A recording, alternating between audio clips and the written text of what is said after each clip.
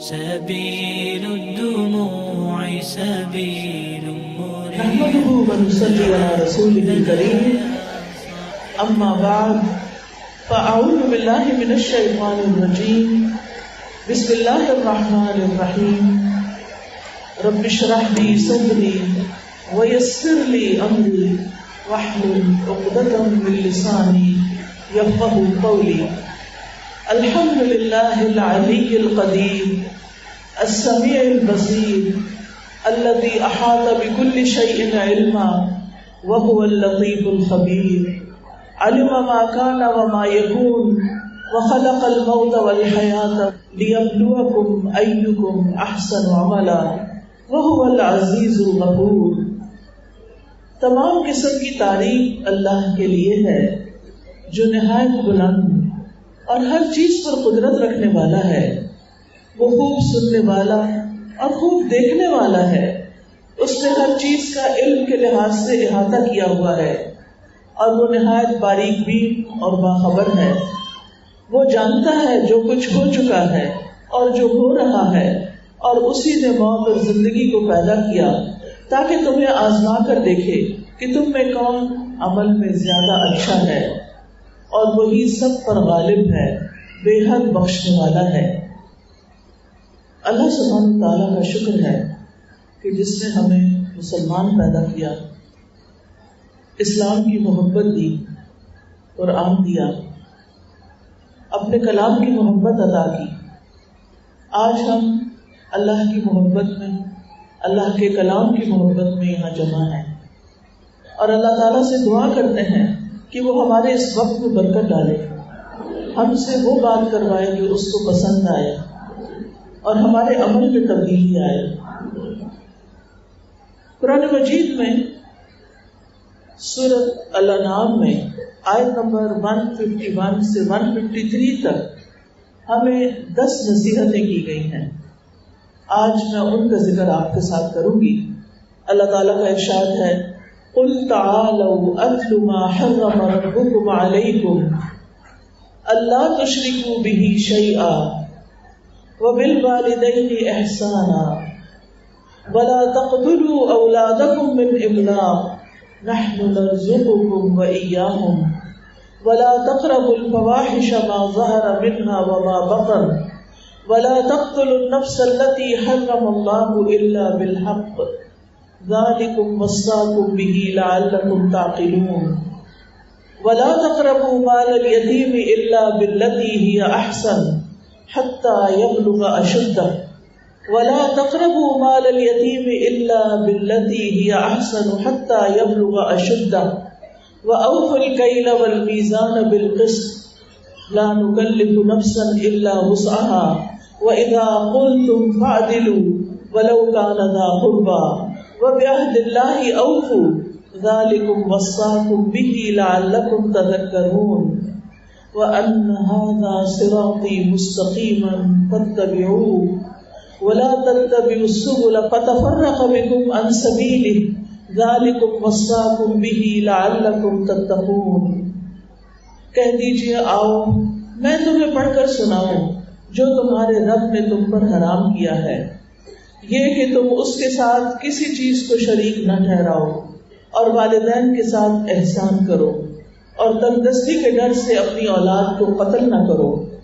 ہم ہی تمہیں رزق دیتے ہیں اور انہیں بھی، اور تم بے حیائی کے کاموں کے قریب بھی نہ جاؤ، جو ان میں سے ظاہر ہوں اور جو ان میں سے چھپے ہوئے ہوں. اور نہ تم اس جان کو قتل کرو جس کا قتل کرنا اللہ نے حرام ٹھہرایا مگر حق کے ساتھ. ان سب باتوں کی اس نے تمہیں تاکید کی ہے تاکہ تم عقل سے کام لو، اور تم یتیم کے مال کے قریب بھی نہ جاؤ مگر اس طریقے پر جو سب سے اچھا ہو، یہاں تک کہ وہ اپنی جوانی کو پہنچ جائے. اور ناپ اور تول کو انصاف کے ساتھ پورا کرو. ہم کسی جان کو تکلیف نہیں دیتے مگر اس کی وسعت کے مطابق ہی. اور جب تم بات کرو تو عدل سے کام لو، اگرچہ وہ قریبی رشتے دار کے خلاف ہی ہو، اور اللہ کے عہد کو پورا کرو. یہ وہ حکم ہے جس کی اس نے تمہیں تاکید کی ہے تاکہ تم نصیحت حاصل کرو. اور بے شک میرا یہ راستہ ہی سیدھا راستہ ہے، بس اسی کی پیروی کرو. اور تم مختلف راستوں کی پیروی نہ کرو ورنہ تمہیں وہ اس کے راستے سے الگ کر دیں گے. یہ وہ حکم ہے جس کی اس نے تمہیں تاکید کی ہے تاکہ تم تقوی اختیار کرو. ہم سب جانتے ہیں کہ زمین و آسمان کی ساری چیزوں کا پیدا کرنے والا کون ہے؟ اللہ سبحانہ و تعالی. وہی خالق ہے، وہی مالک ہے، وہی مدبر ہے، وہ ہمارا رب ہے. چونکہ وہ خالق ہے اور مالک ہے لہذا حکم بھی اسی کا چلتا ہے. پوری کائنات پر اسی کا حکم چل رہا ہے. انسانوں کے لیے بھی جائز یہی ہے، انسانوں کے لیے بھی ضروری یہی ہے کہ وہ اس کا حکم مانیں. لیکن افسوس یہ کہ انسان اللہ سبحانہ وتعالیٰ کے حکم کو چھوڑ کر اپنی منمانی کرتے ہیں، خود اپنی مرضی سے چیزوں کو حلال حرام کر لیا ہے. تو جن چیزوں کو اللہ تعالیٰ نے حرام کیا ہے بہت سے لوگوں نے ان چیزوں کو اپنے لیے حلال کر رکھا ہے، اور بہت سی چیزیں جنہیں اللہ سبحانہ وتعالیٰ نے حلال کیا ہے لوگوں نے ان کو اپنے اوپر حرام کر رکھا ہے.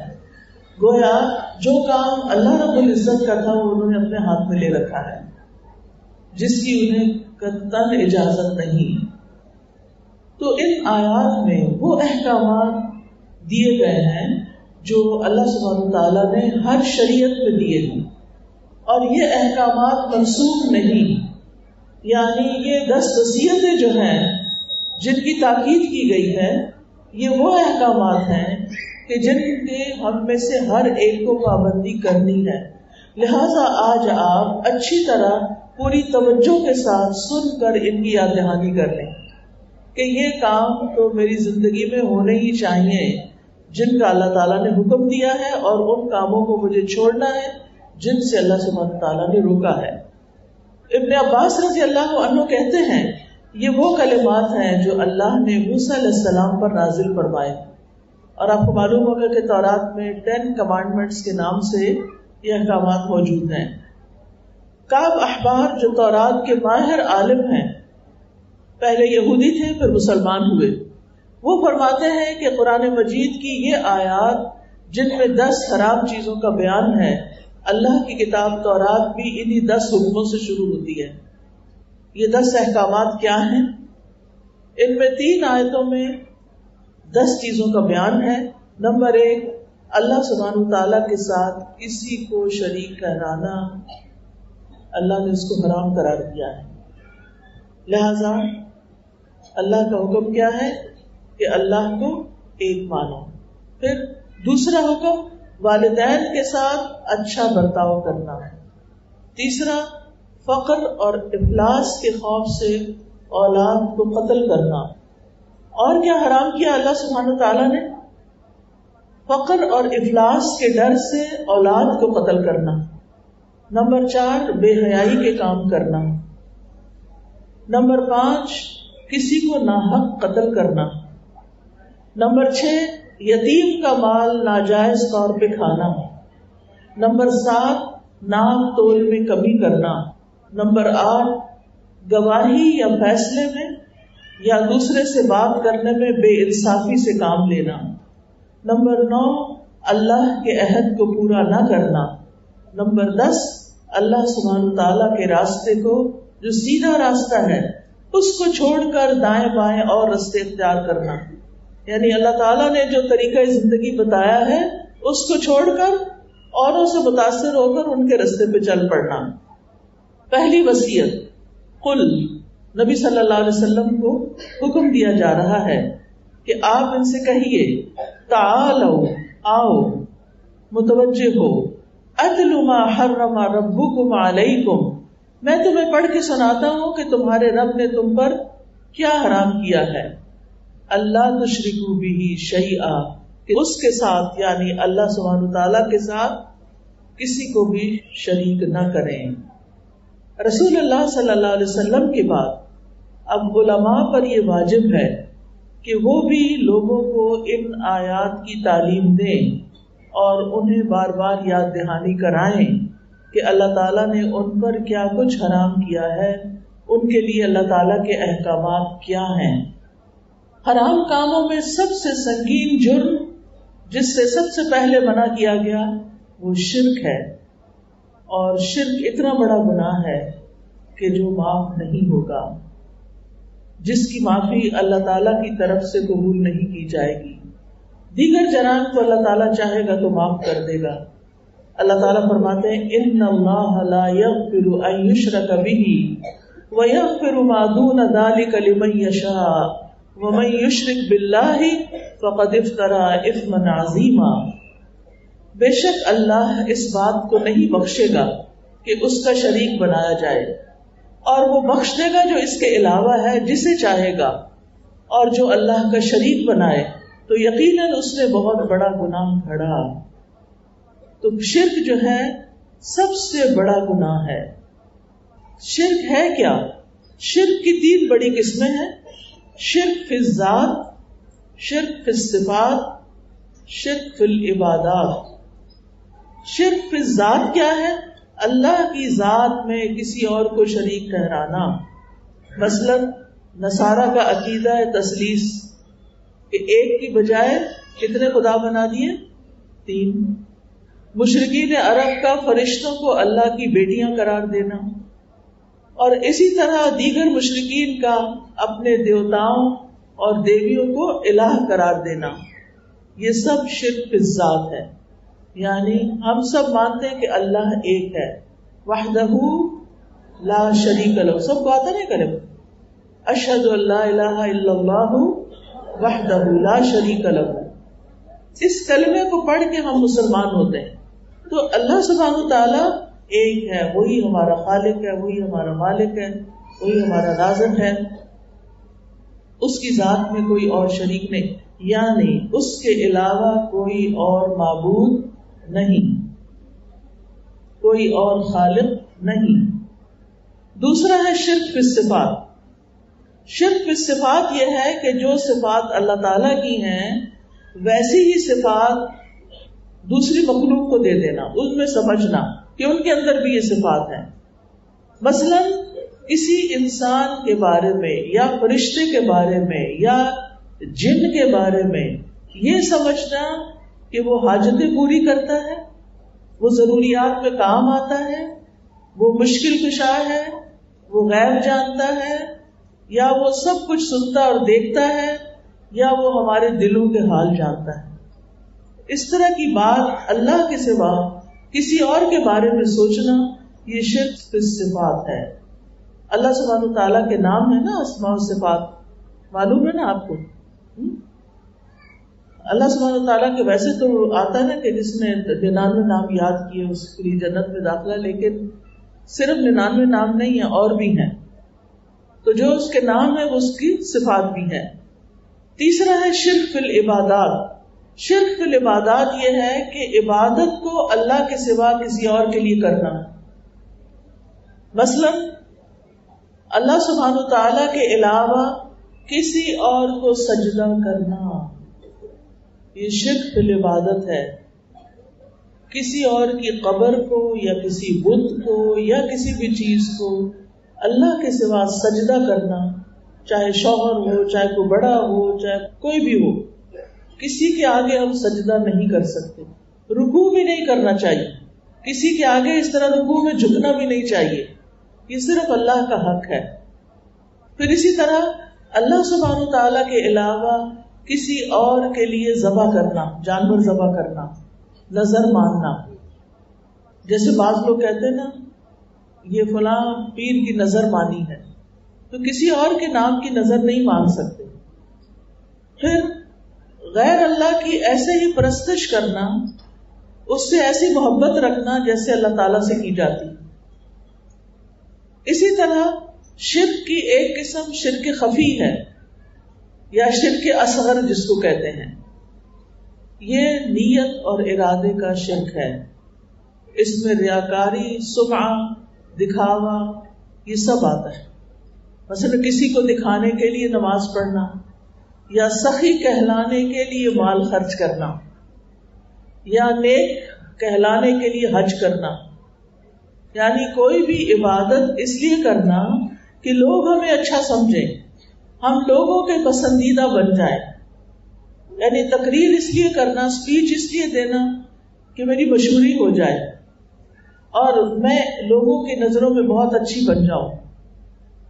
معقل بن یسار کہتے ہیں کہ میں ابو بکر رضی اللہ عنہ کے پاس گیا جبکہ وہ نبی صلی اللہ علیہ وسلم کے ساتھ تھے.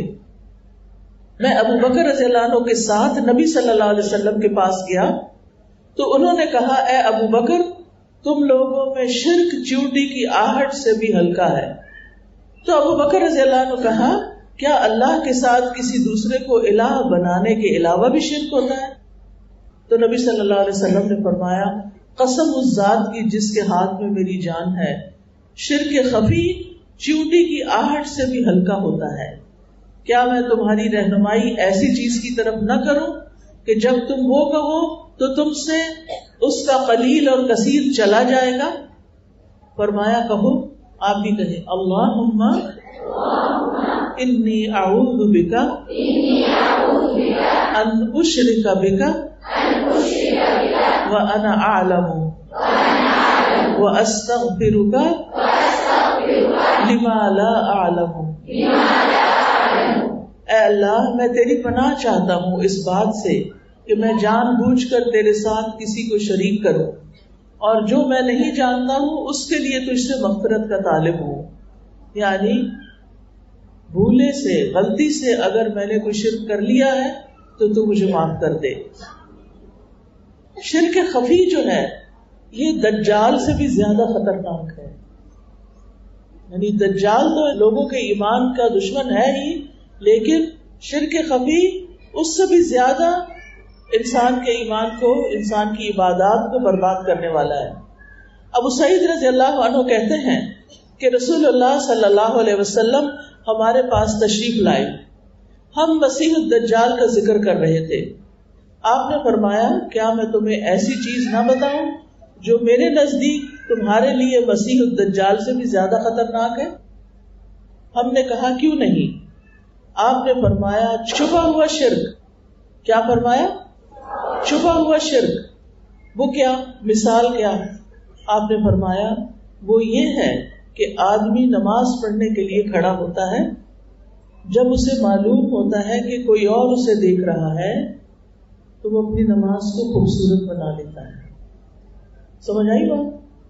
یعنی ایک شخص نماز پڑھنے کھڑا ہوا، بس ایسے بے دھیانی میں نماز پڑھ رہا تھا کمرے میں مثلاً، اتنے میں اس کو دروازہ کھلنے کی آواز آئی تو اس کو پتا چلا کہ کوئی کمرے میں آیا ہے. اب اس کی نماز میں بہت خوشبو خضو پیدا ہو گیا، اور اگر کوئی پاس آ کے نماز پڑھنے لگا تو اس نے رونا بھی شروع کر دیا. کیا ظاہر کرنے کے لیے؟ کیا ظاہر کرنے کے لیے کہ میں بہت اچھی نماز پڑھتا ہوں اور میں تو اللہ کے سامنے روتا بھی ہوں. کیا ایسی نماز پڑھنی چاہیے جو دکھاوے کی نماز ہو، جو لوگوں کے لیے پڑھی جائے، جو لوگوں کو خوش کرنے کے لیے پڑھی جائے، جو لوگوں کے سامنے نیک بننے کے لیے پڑھی جائے؟ اسی طرح صدقہ خیرات میں بھی جو کام دوسروں کو نظر آئے ان کو تو خوشی سے وہاں پر خرچ کیا جائے اور چپکے سے، خاموشی سے کسی کو نہ دیا جائے. اگر کسی کو دیا جائے تو خوب اعلان کیا جائے، میں نے فلاں کو یہ دیا تھا، اتنے میں نے وہاں خرچ کیے، اتنے میں نے وہاں کیے، اتنے میں نے وہاں کیے. یا اسی طرح دبے دبے لفظوں میں اپنے نیکیوں کا اظہار کرنا. وہ آج اصل میں تہجد کے لیے جب میں اٹھی تھی نا تو پانی نہیں تھا، کیا ضرورت ہے کسی اور کو بتانے کی؟ وہ وقت گزر گیا نا، پانی نہیں تھا تو کچھ آپ نے کیا، دوبارہ سو گئی ہوں گی کہ چلو شکر آج پانی نہیں، اور سو جاتے ہیں. تو اس طرح کی باتوں میں بھی ہم شرک کر جاتے ہیں. پھر وہ شرک خفی جس کو کہتے ہیں، شرک اصغر چھپا ہوا، کہ اس بندے کو پتہ چل جائے کہ میں تہجد گزار ہوں. کیا کسی انسان سے ہم نے تہجد کا اجر لینا ہے؟ اجر کس نے دینا ہے؟ تو اللہ نے دیکھ لیا نا، اللہ سبحانہ وتعالیٰ نے جان لیا کہ آج یہ بندی میرے لیے اٹھی تھی، پھر پانی نہیں تھا اور اس کو پریشانی ہوئی، اور اس نے کسی کو بتایا بھی نہیں کیونکہ یہ صرف میرے لیے اٹھی تھی. تو نیکی کے کام چھپے دبے لفظوں میں بھی نہیں بتانے، اور ویسے بھی شہرت کی خاطر ایسی باتیں نہیں کرنی. یاد رکھیں اللہ تعالیٰ ایک ہے، اس کا کوئی شریک نہیں. وَإِلَٰهُكُمْ إِلَٰهٌ وَاحِدٌ لَا إِلَٰهَ إِلَّا هُوَ الرَّحْمَٰنُ الرَّحِيمُ. تمہارا معبود ایک ہی معبود ہے، اس کے سوا کوئی معبود نہیں. وہ نہایت مہربان، بڑا رحم کرنے والا ہے. نہ اس کی کوئی اولاد ہے اور نہ اس کی بادشاہت میں کوئی شریک ہے. وَقُلِ الْحَمْدُ لِلَّهِ الَّذِي لَمْ يَتَّخِذْ وَلَدًا وَلَمْ يَكُنْ لَهُ شَرِيكٌ فِي الْمُلْكِ وَلَمْ يَكُنْ لَهُ وَلِيٌّ مِّنَ الذُّلِّ وَكَبِّرْهُ تَكْبِيرًا. اور آپ کہہ دیجئے سب تعریف اللہ کے لیے ہے، جس نے نہ کوئی اولاد بنائی، نہ بادشاہی میں کوئی اس کا شریک ہے، اور نہ عاجز ہو جانے کی وجہ سے کوئی اس کا مددگار ہے. اور اس کی بڑائی بیان کرو اور خوب خوب بڑائی بیان کرو. یعنی اللہ سبحانہ وتعالیٰ کی بادشاہت میں کوئی شریک نہیں، اور اس کے اندر کوئی کمزوری نہیں کہ اس کو کسی کی مدد کی ضرورت ہو. ہمیں تو اوپر چڑھنے کے لیے ہاتھ پکڑنا پڑتا ہے نا، اللہ سبحانہ وتعالیٰ کے اندر کوئی کمزوری نہیں کہ اسے کسی کی مدد چاہیے ہو. وہ اکیلا ہی سب کچھ کر سکتا ہے. اس کی عبادت بھی صرف اسی کی ہونی چاہیے. ہمیں اسی کو راضی کرنے کے لیے سب کام کرنے چاہیے. پھر آپ دیکھیں اللہ کے سوا کوئی کسی چیز کا مالک بھی نہیں. ہمارے نفع نقصان کا، ہماری قسمتوں کا کوئی مالک نہیں. یہ جو لوگ کہتے ہیں نا بگڑی بنا دے ہماری، غلام کسی اور کو پکارتے ہیں، کوئی نہیں بنا سکتا بگڑی، صرف اللہ ہی بنا سکتا ہے.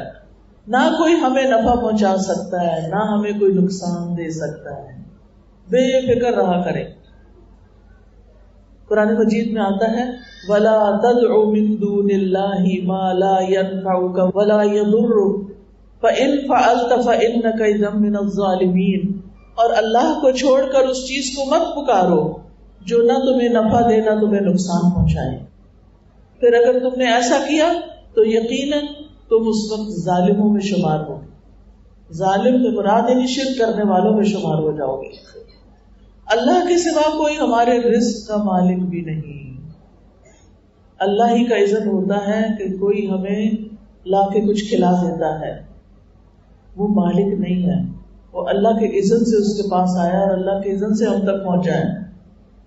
اسی طرح رب کی عبادت میں کسی کو شریک نہیں کرنا چاہیے. اللہ تعالیٰ فرماتے ہیں فَمَن كَانَ يَرْجُو لِقَاءَ رَبِّهِ فَلْيَعْمَلْ عَمَلًا صَالِحًا وَلَا يُشْرِكْ بِعِبَادَةِ رَبِّهِ أَحَدًا.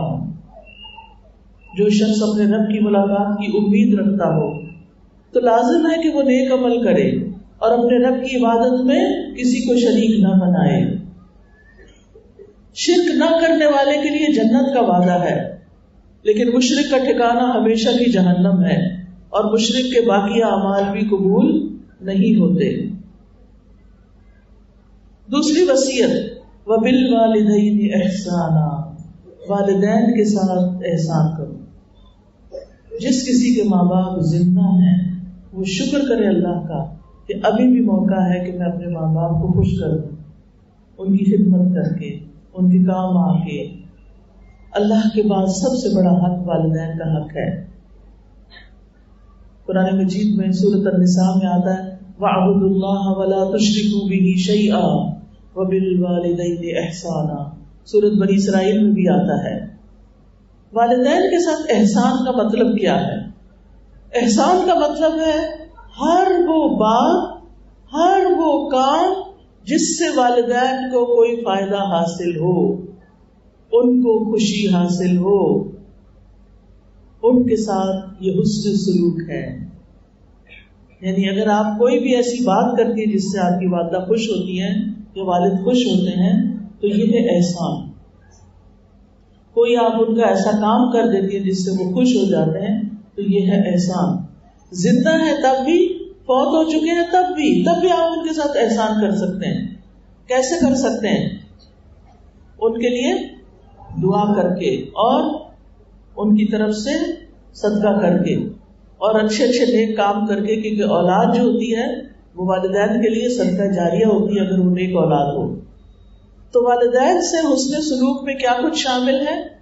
جس چیز کو وہ کرنے کو کہیں ان کی اس میں اطاعت کی جائے جب تک وہ حرام کام نہ ہو یا کوئی ممنوع کام نہ ہو. نمبر 2، ان کے حکم کو نفلی عمل پر مقدم رکھا جائے. مثلا آپ نفل پڑھ رہے ہیں اور وہ بلا رہے ہیں تو آپ نفل چھوڑ کے چلے جائیں، ان کا کام کر دیں، پھر آ کے نفل پڑھ لیں. جس کام سے وہ روکے رک جائیں.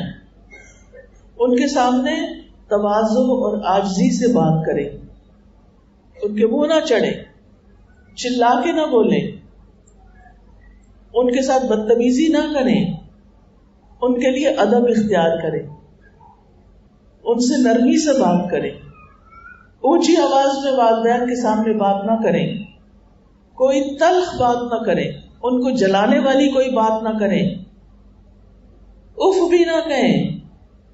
قرآن مجید میں خاص طور پر اف کہنے سے بھی روکا ہے. وَلَا تَقُلْ لَهُمَا اُفٍّ وَلَا تَنْهَرْهُمَا، ان کو اف بھی نہیں کہنا، ڈانٹنا بھی نہیں. نہ دل میں ان سے بیزار ہو، نہ زبان سے بیزاری کا اظہار کرے، نہ اپنے جسم سے ان سے بیزاری کا اظہار کرے. بعض بچوں کو ماں باپ کوئی کام کہتے ہیں تو یوں کر کے کندھے چٹکا کے چلے جاتے ہیں. ایسا نہیں کرنا. والدین کو خوش کیا جائے، والدین کے لیے مجلس میں جگہ بنائی جائے. مثلاً آپ کرسی پہ بیٹھے، اتنے میں والدہ آ گئی، آپ اپنی کرسی چھوڑ کر ان کو بٹھا دیں، ان کے آگے آگے نہ چلیں، ان کی ہیبت اپنے دل میں رکھیں، عزت رکھیں کہ یہ بڑے ہیں ہم سے. گھور گھور کے ان کو نہ دیکھیں، غصے سے نہ دیکھیں، نگاہوں سے بھی ادب ہو. ان کے نام کے ساتھ نہ ان کو پکاریں، ان پر اپنا مال خرچ کریں، ان کی خدمت کریں. اگر وہ بیمار ہے تو حرص رکھیں کہ آپ ان کا علاج کرا سکیں، ان کی طرف سے صدقہ بھی کریں، اور ان کی زندگی اور ان کے فوت ہونے کے بعد ان کے لیے دعائیں کی جائیں. نبی صلی اللہ علیہ وسلم سے پوچھا گیا کون سا عمل سب سے اچھا ہے؟ آپ نے فرمایا وقت پر نماز پڑھنا اور والدین کے ساتھ نیکی کرنا، پھر اللہ کے راستے میں جہاد کرنا. نبی صلی اللہ علیہ وسلم نے فرمایا، مسند احمد کی روایت ہے، جس شخص کو یہ بات پسند ہو کہ اس کی عمر میں برکت اور رزق میں اضافہ ہو. کون سی 2 چیزیں؟ عمر اور رزق، یعنی اس کا مال زیادہ ہو جائے، نعمتیں زیادہ آ جائیں اس کے پاس. اسے چاہیے کہ اپنے والدین کے ساتھ نیکی کرے اور ان کے ساتھ صلہ رحمی کرے. کیا کرے؟ والدین کے ساتھ نیکی کرے، صلہ رحمی کرے. یہ دونوں چیزیں ملیں گی. نبی صلی اللہ علیہ وسلم نے فرمایا، بے شک اللہ نے تم پر ماؤں کی نافرمانی کو حرام قرار دیا ہے، اور جو شخص والدین کا نافرمان ہو اس کی باقی عبادات بھی قبول نہیں ہوتی. نبی صلی اللہ علیہ وسلم نے فرمایا 3 قسم کے افراد کی نہ فرضی نماز قبول ہوتی ہے نہ نفلی. نمبر 1، والدین کا نافرمان اور بدسلوک، جو والدین سے اچھا سلوک نہیں کرتا. نمبر 2، احسان جتانے والا، کچھ اچھا کر کے پھر تکلیف دینے والا، تقدیر کو جھٹلانے والا.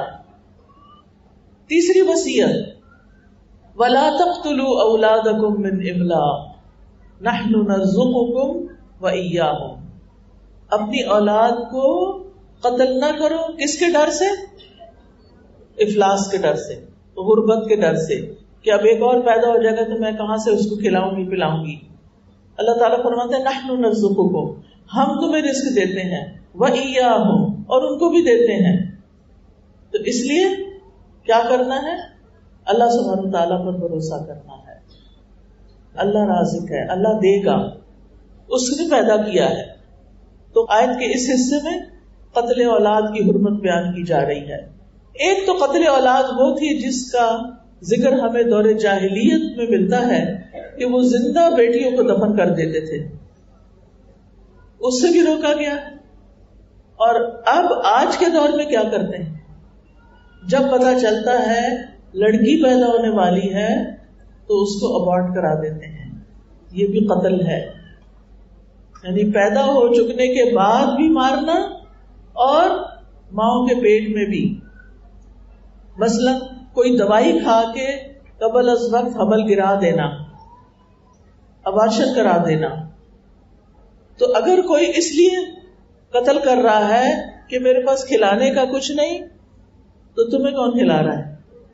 اللہ کھلا رہا ہے نا. ان کا رازق بھی اللہ ہے. انسان تو اپنے رزق کا بھی مالک نہیں. ہم ایک دانہ گیہوں کا یا چاول کا پیدا نہیں کر سکتے. کہاں مٹی میں بیج پڑا ہوتا ہے, کیسے وہ باہر نکلتا ہے. آج کل میں جب سفر کر رہی تھی, کراچی کی طرف آ رہی تھی, تو راستے میں گندم کے کھیت نظر آ رہے تھے, کافی بڑی بڑی ہو گئی گندم. میں کہتی تھی سبحان اللہ, کتنی گندم ہے, کتنے لوگوں کے رزق کا سامان ہے, اللہ نے پیدا کی.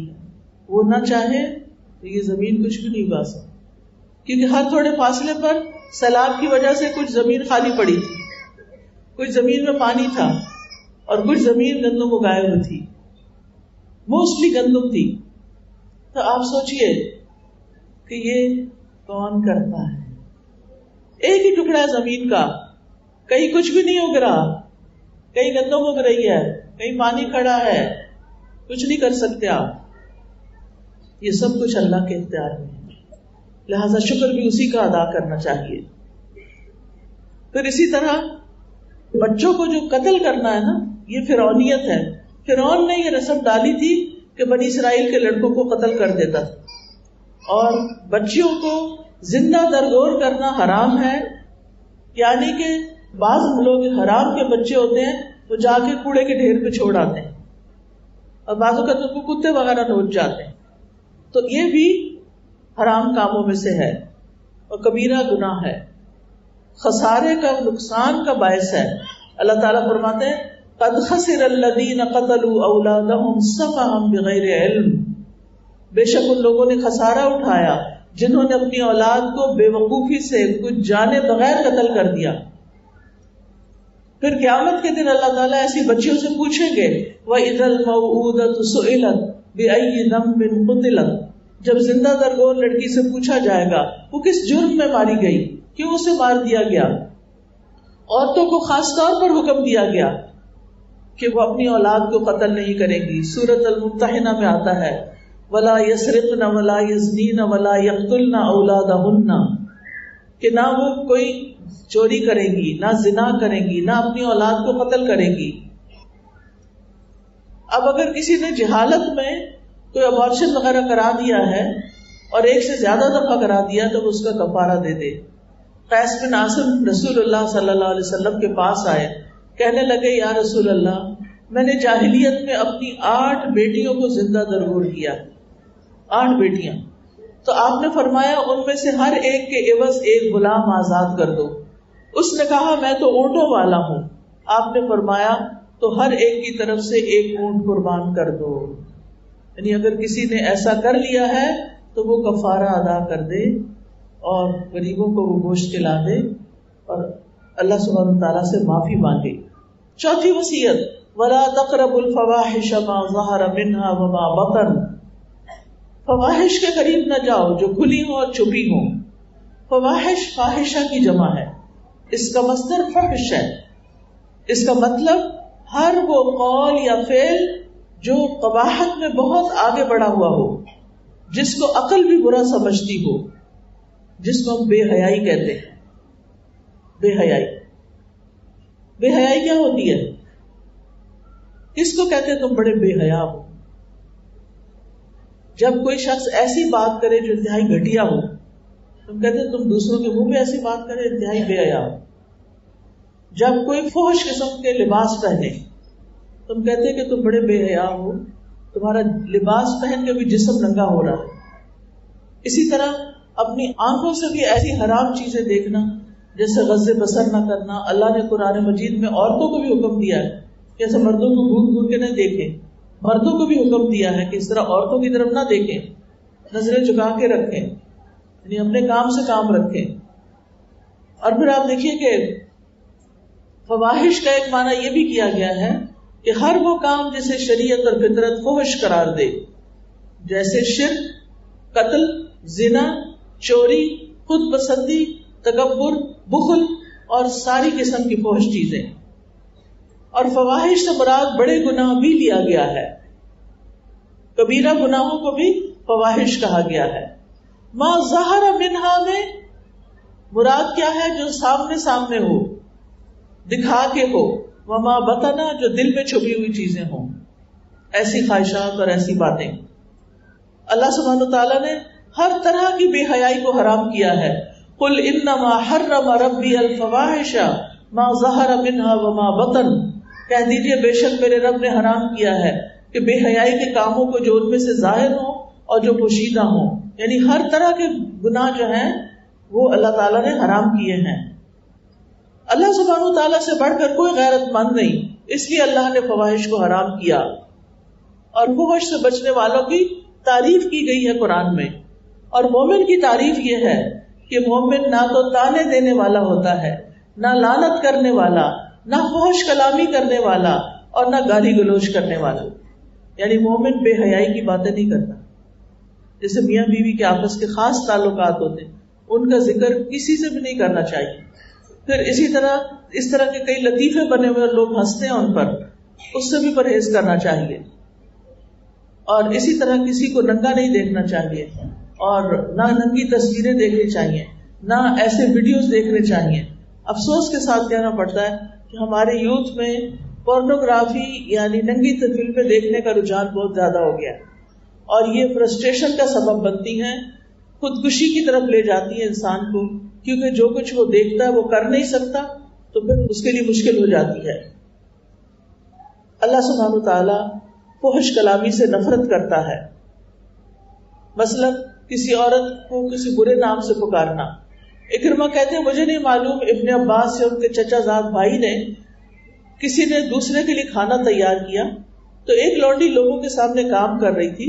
ان میں سے کسی نے لونڈی کو کہا او زانیہ ادھر آؤ. ابن عباس نے کہا چپ رہو، اگر تم پر دنیا میں حد نہیں لگائی گئی تو آخرت میں ضرور لگائی جائے گی. یعنی کسی عورت کو اس طرح کہہ کے نہیں پکارنا چاہیے. اور آپ دیکھیں کہ ہماری جو گالیاں ہوتی ہیں، ہر کلچر میں گالیاں ہیں، ان میں تو ایسی فحش زبان استعمال ہوتی.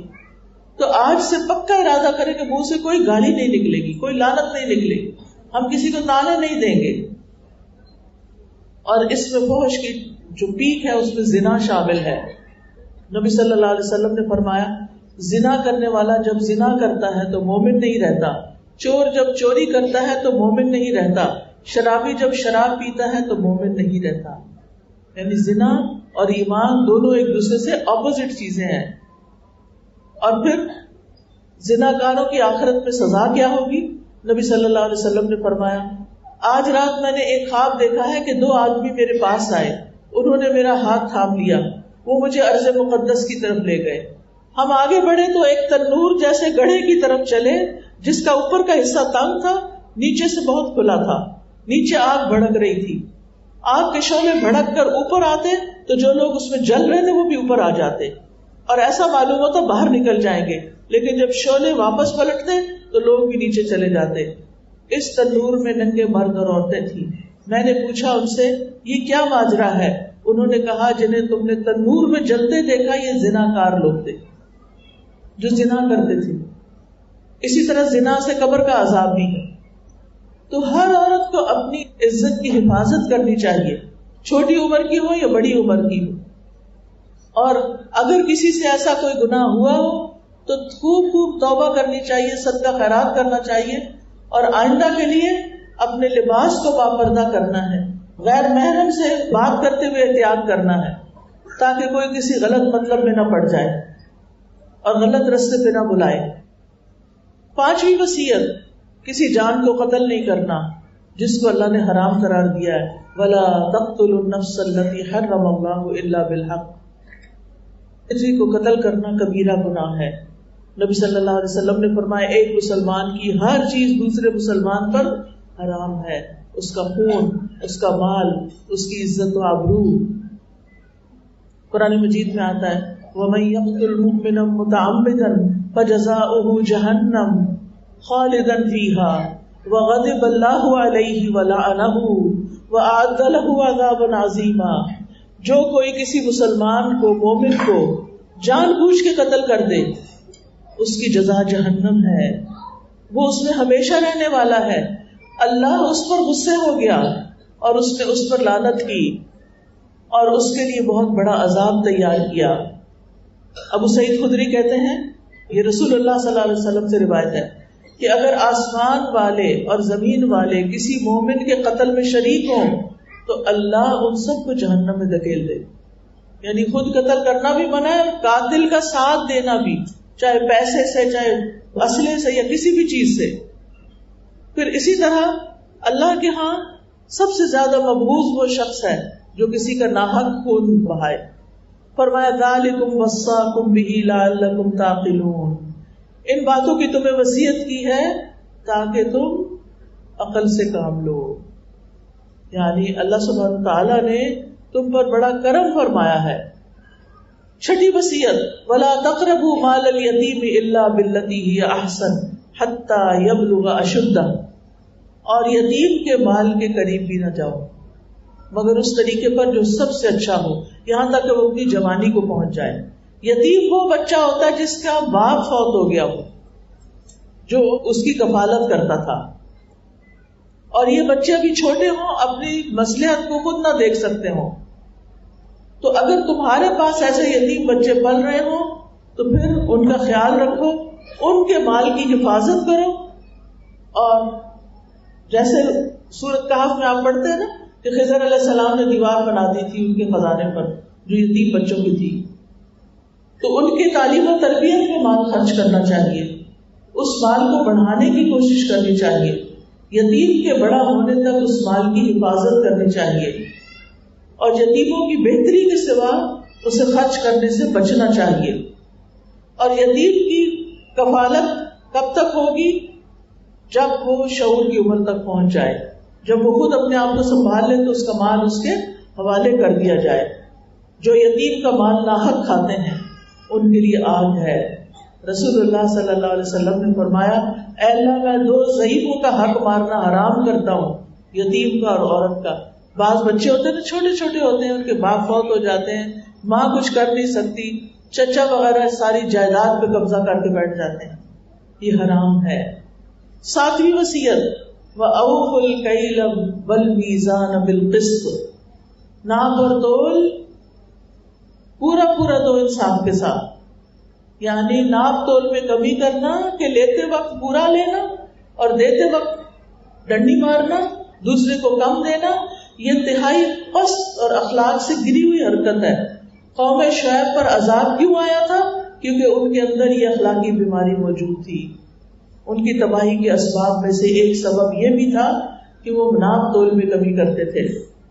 قرآن مجید میں سورۃ بنی اسرائیل میں آتا ہے وَأَوْفُوا الْكَيْلَ إِذَا كِلْتُمْ، جب تم ماپ کر دو تو پورا ماپو، وَزِنُوا بِالْقِسْطَاسِ الْمُسْتَقِيمِ، اور سیدھی ترازو کے ساتھ تولو، ذَلِكَ خَيْرٌ وَأَحْسَنُ تَأْوِيلًا، یہ بہترین ہے اور انجام کے لحاظ سے بہت اچھا ہے. پھر اسی طرح ابن مسعود کہتے ہیں نماز امانت ہے، وضو امانت ہے، وزن امانت ہے، ناپ امانت ہے. یعنی کوئی نہیں دیکھ رہا تو کم ناپ تول کے نہیں دینا، کیونکہ ویل للمطففین، ہلاکت ہے ان لوگوں کے لیے جو ناپ تول میں کمی کرتے ہیں. نبی صلی اللہ علیہ وسلم نے فرمایا 3 لوگ ایسے ہوں گے جن کا مد مقابل قیامت کے دن میں ہوں گا. ان میں سے ایک وہ شخص جس نے کوئی مزدور اجرت پر رکھا، اس سے پوری طرح کام لیا لیکن اس کی مزدوری نہیں دی. یہ بھی بہت ڈرنے کی بات ہے.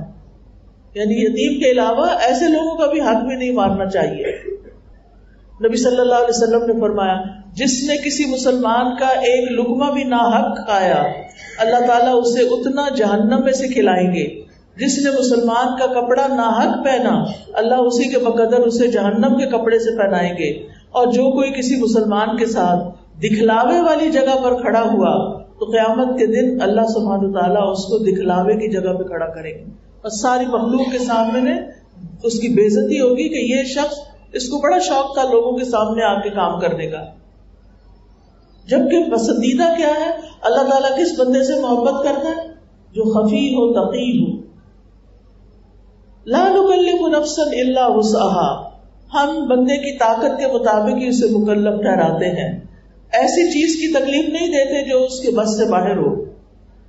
8ویں وصیت وَإِذَا قُلْتُمْ فَعْدِلُوا وَلَوْ كَانَ ذَا قُرْبَىٰ، جب بات کرو، فیصلہ کرو، کوئی گواہی دو تو عدل و انصاف سے کام لو، خواہ رشتے داری کیوں نہ ہو.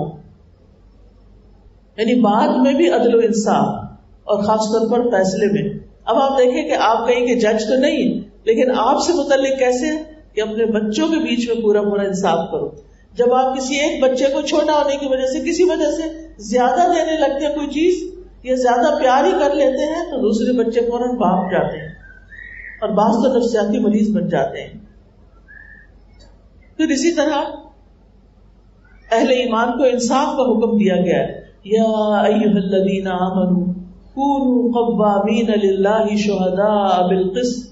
اے لوگو جو ایمان لائے ہو، اللہ کے لیے حق پر خوب قائم رہنے والے، انصاف کے ساتھ گواہی دینے والے بن جاؤ. پھر اسی طرح رسول اللہ صلی اللہ علیہ وسلم نے ایسے سلطان کو جو عادل ہو، صدقہ کرنے والا ہو، اسے اچھائی کی توفیق دی گئی ہو، یہ ان 3 لوگوں میں سے ایک ہے جنہیں جنت میں داخلہ ملے گا. 9ویں وصیت وَبِعَهْدِ اللَّهِ أَوْفُوا. اللہ کے عہد کو پورا کرو. اس میں وہ سارے عہد شامل ہیں جو بندے اور اس کے رب کے درمیان ہیں، اور وہ عہد بھی جو بندے اور بندے کے درمیان ہیں. یعنی سارے معاہدے، کانٹریکٹس وغیرہ پورے کرنے چاہیے، فلفل کرنے چاہیے، اور بندے بھی آپس میں ایک دوسرے سے جو وعدے کرتے ہیں ان کو پورا کریں. وَأَوْفُوا بِعَهْدِ اللَّهِ إِذَا عَاهَدتُّمْ. اور اللہ کا عہد پورا کرو جب آپس میں عہد کرو. انبیاء کی صفت بھی یہی تھی. وَاذْكُرْ فِي الْكِتَابِ إِسْمَاعِيلَ إِنَّهُ كَانَ صَادِقَ الْوَعْدِ وَكَانَ رَسُولًا نَبِيًّا. اور کتاب میں اسماعیل کا ذکر کیجیے، یقیناً وہ وعدے کا سچا اور ایسا رسول جو نبی تھا. پھر اسی طرح ایمان والوں کی صفت بھی یہی ہے.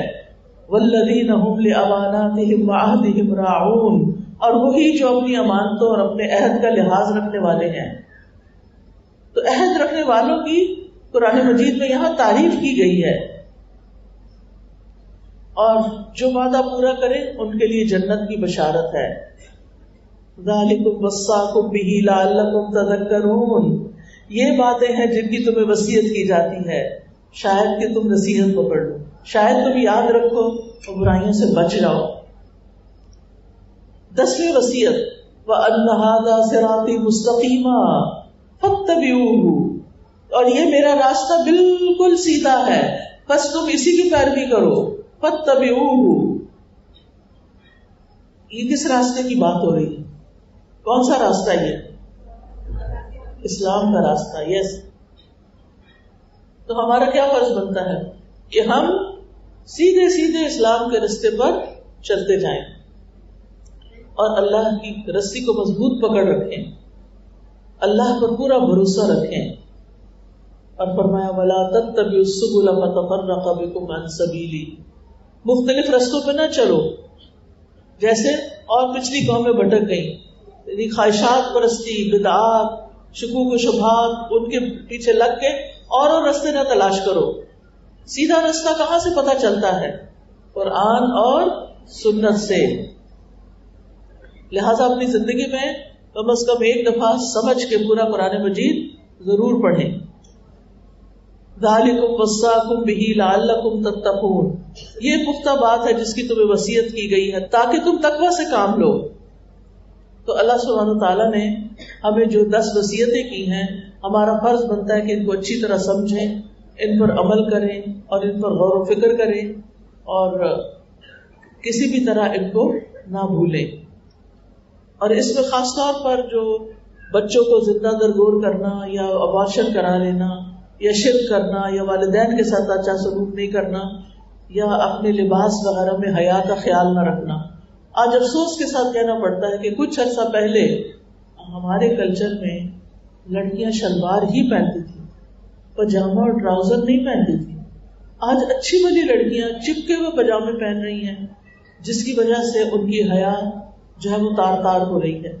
جب آپ ایسا پاجامہ پہنے کہ آپ کی ٹانگوں کی شیپ نظر آئے اور پھر کاج بھی خوب کھلے چھوڑ دیں اور جب چلے تو پوری ہپس نظر آئے، کیا یہ باحیا لباس ہے یا حیا کے تقاضے تار تار کر رہے ہیں؟ اللہ کو ہم کیا جواب دیں گے؟ ایک حدیث کے ساتھ ختم کروں گی. نبی صلی اللہ علیہ وسلم نے فرمایا میری امت کے 2 گروہ ایسے ہیں جن کو میں نے نہیں دیکھا لیکن وہ دونوں ہی جہنم میں جانے والے ہیں. ایک وہ حکمران جن کے ہاتھوں میں بیل کی دموں کی طرح کوڑے ہوں گے جس سے وہ لوگوں پہ ظلم ڈھائیں گے، اور دوسرے وہ عورتیں جو لباس پہن کر بھی ننگی رہیں، لباس پہن کر بھی ننگی. آپ خود بھی اور اپنی بچیوں کے لباس چیک کیجئے. افسوس ہوتا ہے جب یہ دیکھ کر کہ اس سے پہلے بچیوں کے لحاظ سے خاصی حفاظت کی جاتی تھی گھرانوں اور خاندانوں کے اندر، لیکن اب وہی باپ بھائی بیٹا سب دیکھ رہے ہوتے ہیں اور ان کی غیرت تو کچھ بھی نہیں ہوتا. تو اس لیے بہت ضروری ہے کہ ہم خود سے شروع کریں، اپنے لباس کو دیکھیں کہ سی تھرو نہ ہو، بہت ٹائٹ نہ ہو، اور اس طرح کا نہ ہو کہ جس سے آپ کی ساری خوبصورتی جو ہے وہ جھلک جائے. تو اللہ تعالیٰ سے دعا کرتے ہیں کہ اللہ تعالیٰ ہمیں عمل کرنے والا بنائے. اللہم انی اعوذ بک ان اشرک بک وانا اعلم واستغفرک لما لا اعلم. اللہ ربی لا اشرک به شیئا حسبی اللہ لا الہ الا هو علیہ توکلت وهو رب العرش العظیم.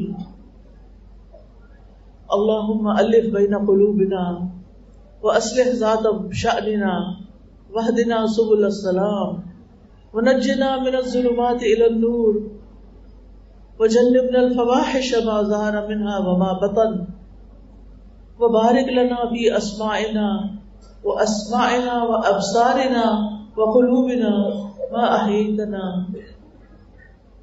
وتب علینا انک انت التواب الرحیم. ربنا تقبل منا انک انت السمیع العلیم وتب علینا انک انت التواب الرحیم. وصلی اللہ تعالی علی خیر خلقہ محمد وآلہ واصحابہ واہل بیتہ اجمعین برحمتک یا ارحم الراحمین. سبحان ربک رب العزۃ عما یصفون وسلام علی المرسلین والحمد للہ رب العالمین. سبحانک اللہم وبحمدک اشہد ان لا الہ الا انت استغفرک واتوب الیک. السلام علیکم ورحمۃ اللہ وبرکاتہ. سبيل الدموع سبيل مريح